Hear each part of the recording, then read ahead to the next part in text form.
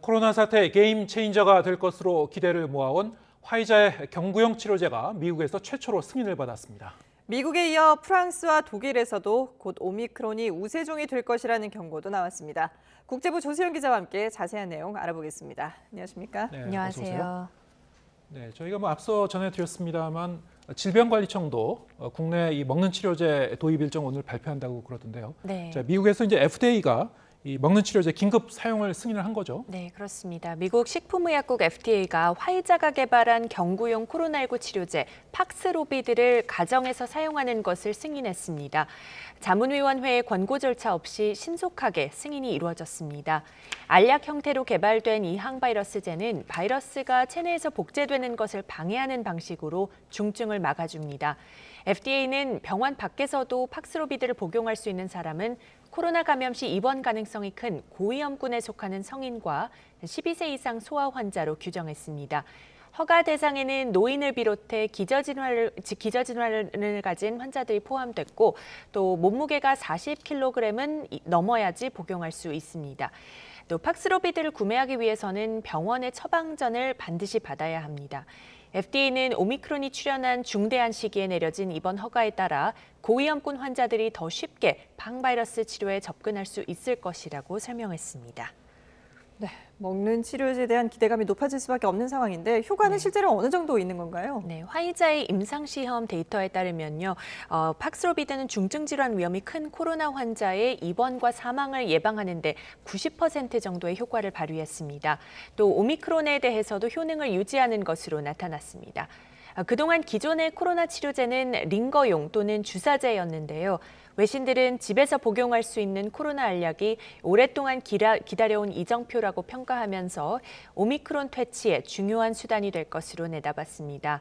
전문가들은 다만 여전히 백신 접종이 코로나 감염을 막을 수 있는 최선의 방법이라고 보고 있지만 알약 치료제 또한 환자 급증세 둔화에 중요한 역할을 할 것으로 보고 있습니다.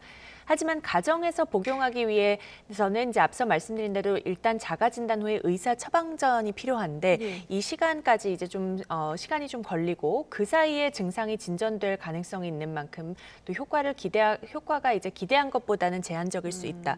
이런 지적도 나오고는 있습니다. 네, 이 코로나19에 이제 먹는 치료제가 처음으로 이제 상용화되는 건데 네. 납품은 언제부터 이루어집니까? 네, 아직까지 구체적인 일정은 발표되지 않았는데요. 화이자는 즉시 납품할 준비가 돼 있다 이렇게 밝혔습니다. 미국 정부는 팍스로비드 1,000만 명분을 선구매한 상태인데요. FDA 발표가 나온 뒤 바이든 대통령은 성명을 통해 내년 1월에만 25만 회분을 공급하겠다고 밝혔습니다. 바이든 대통령은 팍스로비드가 오미크론에 맞서 입원과 사망률을 낮출 효과적인 무기라면서 생산 촉진을 위해 필요한 모든 자원을 공급하겠다고 말했습니다. 이런 가운데 오늘 아침 기준으로 오미크론은 이제 미국 50개 주 모두에서 감염 사례가 확인이 되면서 미국 전역으로 확산한 것으로 파악됐습니다. 예. 미국뿐만 아니라 유럽도 지금 오미크론이 거의 우세종이 될 가능성이 높아졌는데 네. 지금 특히 프랑스의 전체 확진자 수가 엄청나다고요? 네, 맞습니다. 지난 밤 사이에 발표된 통계를 보면요. 프랑스의 신규 확진자는 현지 시간 22일 84,200여 명으로 집계됐는데요. 하루 사이 10,000명 넘게 증가한 겁니다. 올리비에 베랑 프랑스 보건부 장관은 신규 확진자가 곧 10만 명이 될 수 있다며 오미크론이 다음 주면 프랑스에서 우세종이 될 것으로 전망했습니다. 현재 오미크론 감염이 차지하는 비중은 20% 수준으로 수도 파리를 중심으로 빠르게 퍼지고 있습니다. 베랑 장관은 현재로서는 추가 방역 규제를 검토하지는 않고 있지만 어떤 가능성도 배제할 수는 없다고 밝혔습니다. 프랑스 정부는 이미 나이트클럽을 닫고 또 새해맞이 불꽃놀이 등 대규모 행사를 금지한 상태입니다. 이와 함께 공공장소 출입에 필요한 보건증명서를 백신 패스로 전환하는 법을 내년 1월 15일 전에 통과시킬 계획인데요. 백신 패스가 도입되면 미접종자가 코로나19 음성 결과를 제시하는 선택권이 없어지게 됩니다.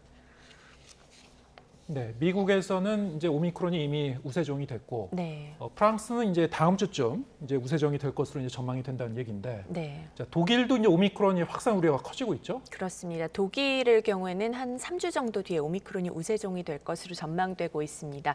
지금까지 독일 내 오미크론 감염자는 540명이고 의심 사례는 1,800명으로 늘었습니다.